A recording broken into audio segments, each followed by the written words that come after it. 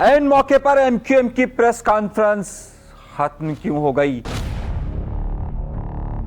क्या मामला तय होते होते रह गए? किसने रुकवा दिए?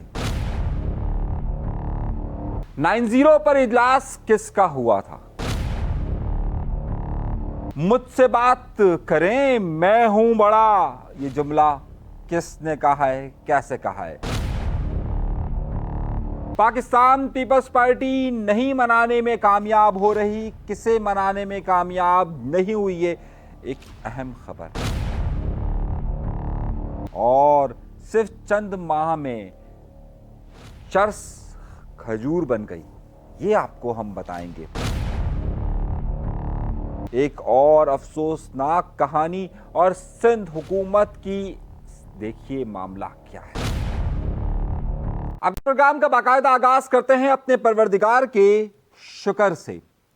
इससे पहले कि मैं वो तहलका अंगेज खबर दूं कि जिसके पीछे मैं हाथ पांव धोकर पड़ा हुआ हूं कि आखिर क्या मामला चल रहा है और एमक्यूएम में अब कौन बनेगा सरबराह, उस हवाले से ताज़ा तरीन क्या खबरें मेरे पास आई और मेरी जादूगरनियों ने कैसे कैसे मामलात किए। आइए उससे पहले कुछ बड़ी खबरें आपको देते हैं, और बड़ी खबर देने से पहले ही कुछ एक अफसोसनाक खबर से क्यों ना आगाज़ करें। आप सोचेंगे अफसोसनाक खबर दे रहा हूं, लेकिन छोड़िए उन सब बातों से भी पहले चैनल का सब्सक्राइब का बटन जरूर दबाइए। आप लोग हमेशा भूल जाते हैं, दबा दीजिए भाई, कोई लापता नहीं करेगा। मगर आपको कोई लापता करे या ना करे, इस वक्त एक बहुत बड़ा मसला सर उठाकर सामने आ रहा है, और वो बड़ा मसला सर उठाकर जो सामने आ रहा है, आपको हैरत होगी अगर आप कराची शहर में रहते हैं। स्ट्रीट क्राइम कंट्रोल नहीं हो रहा, पानी आम नहीं रहा, बिजली है नहीं, गैस का अता पता नहीं, और अब अगर ऐसे में आप सड़क पर चल रहे हैं तो भी आपके लिए एक और खतरे की घंटी बज गई है। और वो खतरे की घंटी किस तरीके से बजी है, जिस पर अरबों रुपया खर्च किया गया, लेकिन इस वक्त कराची का हर शहरी उसकी जद में है। जो शख्स भी घर से बाहर निकल रहा है वो उसकी जद में मौजूद है। मैं आपको तहलका अंगेज इंकशाफात दे रहा हूं कि कराची के दो बड़े हॉस्पिटल, सिविल हॉस्पिटल और जिना हॉस्पिटल के अंदर आप हैरत ज़दा रह जाएंगे कि रोज़ाना की बुनियाद पर 250 से 300 अफराद 250 से 300 अफराद रोज़ाना की बेसिस पर लाए जा रहे हैं। गुज़िश्ता सिर्फ इस साल के सिर्फ 25 दिनों के अंदर सिविल हॉस्पिटल के अंदर 2500 और जिना हॉस्पिटल के अंदर 1500 मरीज आए, यानी कि सिर्फ 25 दिन के अंदर 4000 से ज्यादा मरीज सिर्फ इन दो हॉस्पिटल्स के अंदर आए। वो कौन सी बीमारी है कि जिसने इस वक्त घेरा हुआ है, वो क्या मामला है कि जिसकी वजह से घिरे हुए हैं, तो आपको हैरत होगी। कुछ नहीं, बल्कि ये 4000 से ज्यादा लोग सिर्फ इसलिए लाए गए कि कराची के आवारा कुत्तों ने उन्हें काटा है। अब आप सोचेंगे ये क्या बात है? जी जनाबे वाला, यहां पर स्ट्रीट क्राइम एक अलग मसला है, और अब उस स्ट्रीट पर भौंकते हुए कुत्ते एक नया मसला बन चुके हैं। खबर मेरे लिए इसलिए ज्यादा अहम है, और मैं आपको खबर ज्यादा अहमियत के साथ इसलिए दे रहा हूं क्योंकि इसके लिए एक डिपार्टमेंट बनाया गया, रेबीज का डिपार्टमेंट, एंटी रेबीज फोर्स बनाई गई। आप अगर उनकी वेबसाइट तो इस वक्त डाउन है, उनके फेसबुक पर पेज पर जाकर देखें तो आपको ऐसा लगेगा कि जैसे इन्होंने शहर के तमाम कुत्तों को एमडीवी लगा दिए। एमडीवी वो इंजेक्शन या वो डोज है कि जिसके बाद कुत्ते जब काटें तो वो रेबीज का उस पर असर नहीं होगा, या फिर वो पता नहीं क्या क्या उसके बारे में कहा जाता है। एक यहां पर बात चली कि जनाब ये कुत्तों को मत मारें, वो कुत्ते इंसानों को भले मारते हैं लेकिन कुत्तों को ना मारें इस शहर में, क्योंकि ये जानवरों के हुकूक की खिलाफ वर्जी, और उसकी मद में इस डिपार्टमेंट को करोड़ों रुपए फरहाम किए जाते हैं, करोड़ों रुपए फरहाम किए जाते हैं कि कराची के शहरियों, बच्चों, जवानों, औरतों को ये कुत्ते काट लें। इन कुत्तों को आवारा कुत्ते कहा जाता है, लेकिन ये खबर मैं आपको इसलिए दे रहा हूं कि ये बड़ी बात बन गई है कि अगर आप शहर में कहीं पर भी रहते हैं, आप मोटरसाइकिल चलाते हैं, आपके पीछे लग सकते हैं। गलियों में जो सबसे ज्यादा शिकायत उन आबादियों से मिल रही है कि जहां छोटे बच्चे, उन बच्चों को काटने के वाकयात हो रहे हैं, यहां तक कि खवातीन को काटने के वाकयात हो रहे हैं। अब जाहिर है जब वो काटते हैं तो उसके बाद फिर क्या किया जाए, फिर ये इंजेक्शन कहाँ से आएगा, कभी इंडिया, कभी कहाँ से मंगवाया जा रहा है। यानी कि इन आवारा कुत्तों को भी नहीं बख्शा। अच्छा, खबर मेरे पास कैसे आई और किस तरीके से आई, ये भी बड़ी इंपॉर्टेंट बात है। कल एडिशनल सेशन जज के पास एक मुकदमा लगा और वो मुकदमा बड़ा ही अहम मुकदमा लगा और उस मुकदमे की तफसीलात अगर मैं आपको बताऊं तो बहुत अहम है। एक साहब हैं, 2023 में इनके खिलाफ मुकदमा दर्ज हुआ और गुलाम मुस्तफ़ा इनका नाम है और इनके ऊपर कलाकोट थाने की हदूद में 2023 में इनके मई 2023 में इनके खिलाफ मुकदमा दर्ज हुआ और इनके पास से बरामद क्या हुआ, 3 किलो चर्स और 300 ग्राम आइस। 3 किलो चर्स और 300 ग्राम आइस इनके पास से बरामद हुई। अच्छा, इस जो चीज बरामद होती है ना, इसको कहते हैं केस प्रॉपर्टी, यानी केस की प्रॉपर्टी क्या है वो इसमें ये जाहिर हुई। इसका एग्जामिन किया गया, इसको एग्जामिन किया गया और इसकी नतीजा जो निकला, इसका टेस्ट किया गया और वाकई में ये कहा गया कि जनाब ये चर्स है और ये आइस है।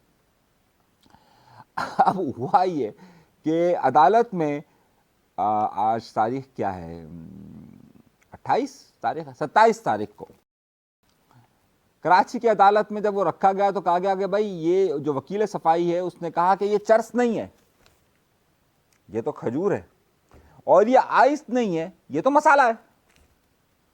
अब आप सोचिए कि ये खजूर है, यानी कि जिसका रिपोर्ट दी गई थी 1 साल पहले और उसको सजा दी गई थी, यानी 5 किलो चर्स मंशियात का केस बड़ा खतरनाक केस होता है। अब उसमें कहा गया कि जनाब ये तो नहीं है। अच्छा, उसको एग्जामिन किया गया, अब उसको कहा अच्छा भाई दिखाइए, तो उसको जज साहब को भी दिखाया गया। उसको बोला खुशबू तो ऐसी आ रही है खजूर है, ये चर्स नहीं है। यानी कि 1 साल बाद हमारे यहाँ पर अगर वो चर्स नहीं थी तो किसने रिपोर्ट दी, और 1 साल बाद जब वो चर्स खजूर बन गई तो कैसे बन गई। यहां पर कुछ भी हो सकता है, वक्त, हालात, लम्हे कहीं पर भी किसी वक्त भी बदल सकते हैं और चर्स खजूर हो सकती है और खजूर चर्स हो सकती है।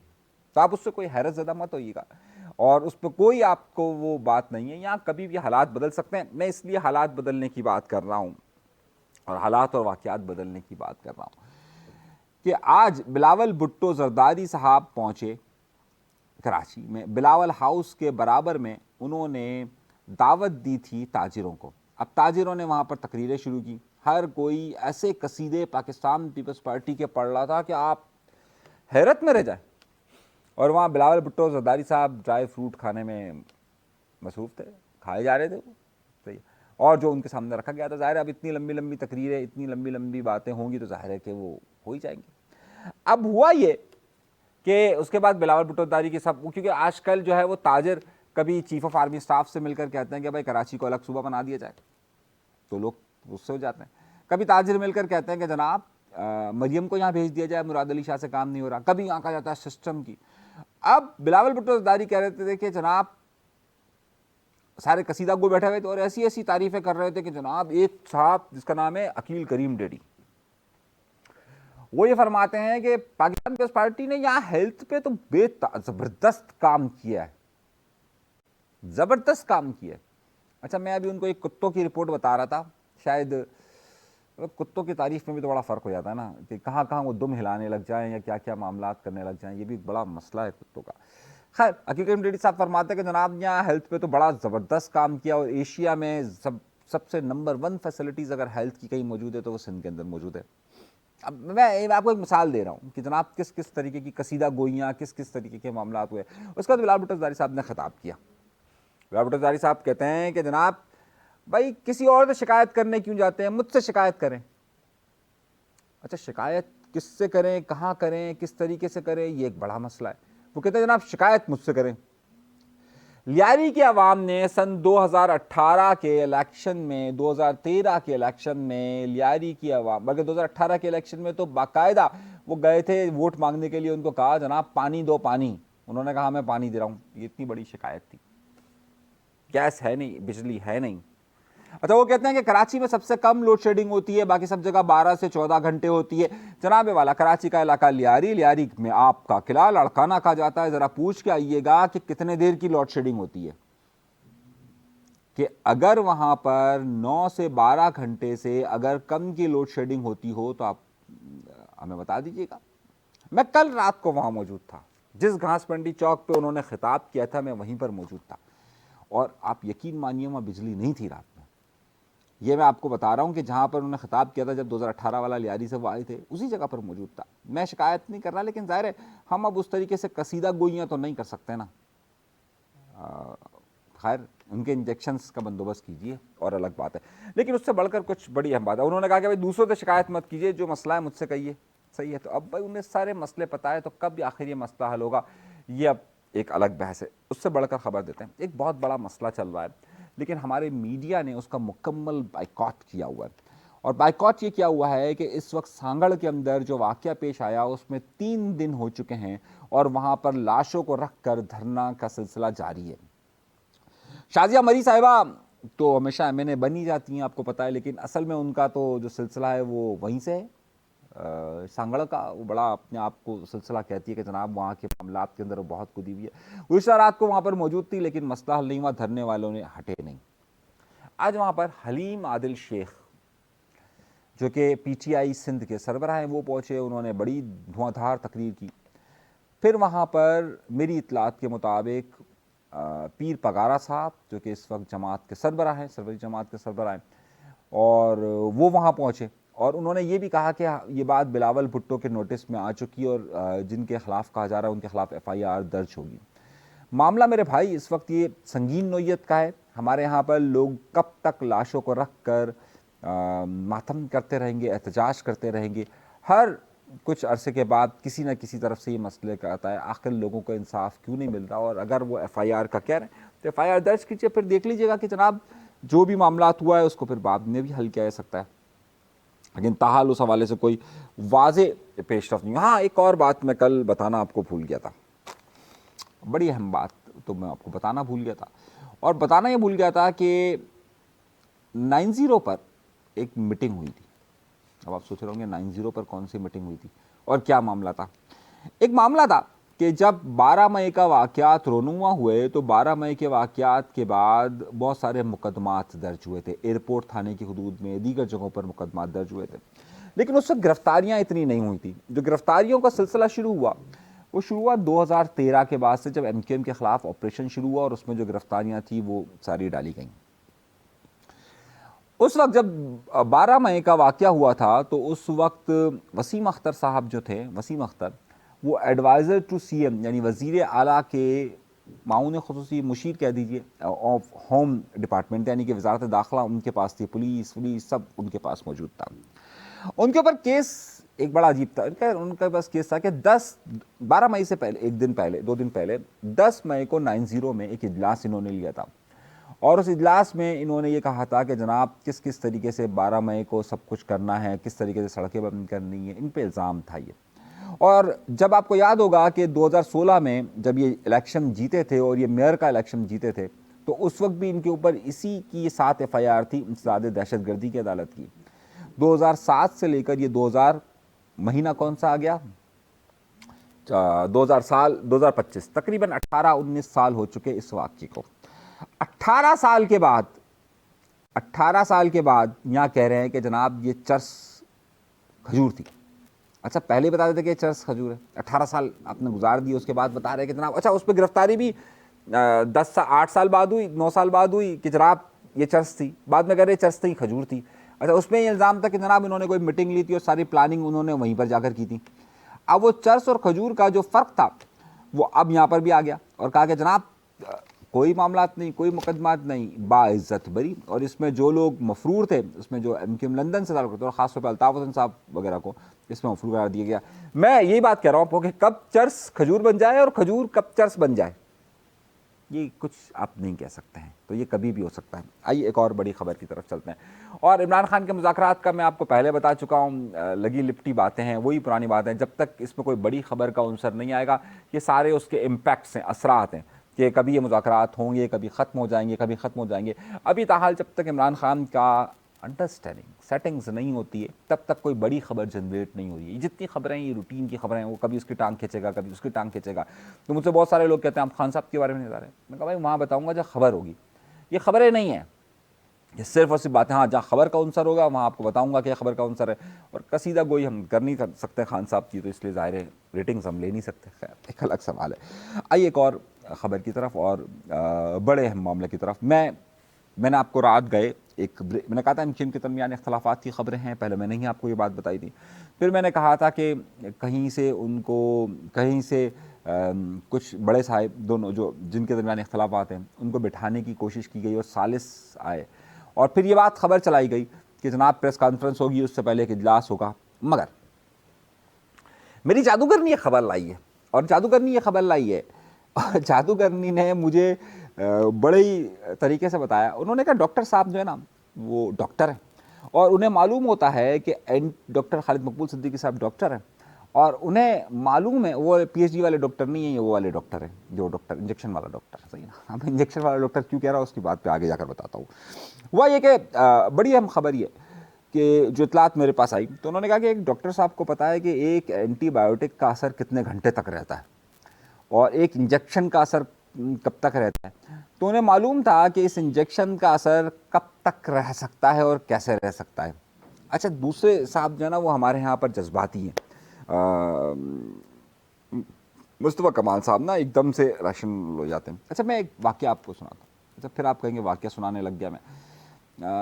चलिए फिर कभी सही। वाक़या एक मैं बड़ा और अच्छा आपको सुनाने वाला था, लेकिन मैंने कहा छोड़िए, खबर दे देता हूँ आपको। अच्छा, मामला ये कि एक अगर बड़ी अहम प्रेस कॉन्फ्रेंस थी तो पहले ही अनाउंसमेंट ने किया था। अच्छा, जितने ये वज़ीर होते हैं उन सब की चीज़ें पहले से मालूम होती है कि कब कौन सा प्रोग्राम है, कब किस तरीके से प्रोग्राम है। अब इन्होंने प्रेस कॉन्फ्रेंस का टाइम दिया हुआ था 3:30 बजे का। एक कन्वोकेशन हो रहा है एक यूनिवर्सिटी का, और एक यूनिवर्सिटी का एक प्रोग्राम था।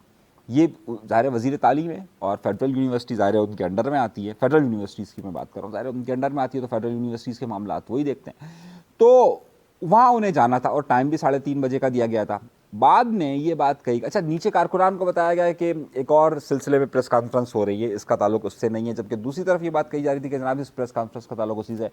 फिर हुआ ये कि ज़ाहिर वो डोज जो दवाई थी उसका असर ख़त्म हो गया, थोड़ा सा गुनूदगी ख़त्म हुई, तो पता चला कि जनाब मामला कैसे हल करना है।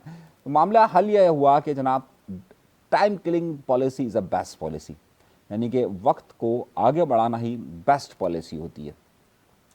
तो ये कहा गया कि जनाब वो एक कन्वोकेशन आ गया, एक प्रोग्राम आ गया, अब ज़ाहिर है वहाँ पर जाना ज़रूरी है, और वहाँ पर देर हो जाएगी तो वो प्रेस कॉन्फ्रेंस नहीं हो पाएगी। दर हकीकत मैंने आपको रात में भी कहा था कि अभी रात में जब मैंने आपको प्रोग्राम किया था उसमें भी कहा था कि अभी भी मीटिंग जारी हैं, लेकिन नतीजा पर किसी पहुँचेगी। तो अब सोचा ही जा रहा है कि कल हो तो क्या हो और कल हो ना हो तो क्या हो। बहरहाल वो मामला तय नहीं हुए। अभी की खबर दे रहा हूँ, गुफ्तगू में फिर कुछ मामलात आगे बढ़ नहीं सके और मामलात आगे तय नहीं हो सके। तो मेरी इतलात ये है कि फिर एक छोटा सा कहिए या बड़ा सा कहिए आप, एक बीच में ब्रेक आ गया है, और MQM के अख्तलाफात जिस जगह पर मौजूद थे, वो जिसके बारे में रात गए कि कही जा रही थी कि जनाब अब तकरीबन 80% बातचीत हो चुकी है, क्योंकि जो सालिस थे उन्होंने इस कुर्सी पर बैठे थे और दोनों को इधर बिठाया था। तो आप समझ सकते हैं कि सालिस कितने ताकतवर हो सकते हैं या कितने पावरफुल हो सकते हैं। अगर वो साथ साथ बैठे होते तो फिर एक अलग बात थी। तो दोनों साथ भी नहीं बैठे थे, तो दोनों एक ही सोफे पे भी नहीं बैठे थे, अलग अलग जगहों पर बैठे थे। तो जाहिर है मसला तो होता है ना गुफ्तगू करने में। आप भी कोड वर्ड्स हैं, ज़रा सा समझ जाया करें आप अपने बात को। अच्छा खैर, तो हुआ ये कि मामला तय नहीं हो सके और अभी तक नहीं हुए। जब मैं प्रोग्राम कर रहा हूँ तारीख 28, वक्त 7 बजे, अभी तक ये मामला तय नहीं हुए। अगर इस पर कोई पेशरफ्त हो जाती है, सर कल रात को पेशरफ्त हुई, कोई बड़ी पेशरफ्त की मुझ पर इतला आएगी या जादूगरनी लाकर मुझे इन्फॉर्मेशन देगी तो आपको ज़रूर बताऊंगा। ताहाल इस हवाले से कोई इन्फॉर्मेशन नहीं है। इजाज़त दीजिएगा। अल्लाह तबारक व तआला आप सबको खुश खुरम रखे, आबाद रखे, सलामत रखे, कायम रखे। अल्लाह ने के बाद।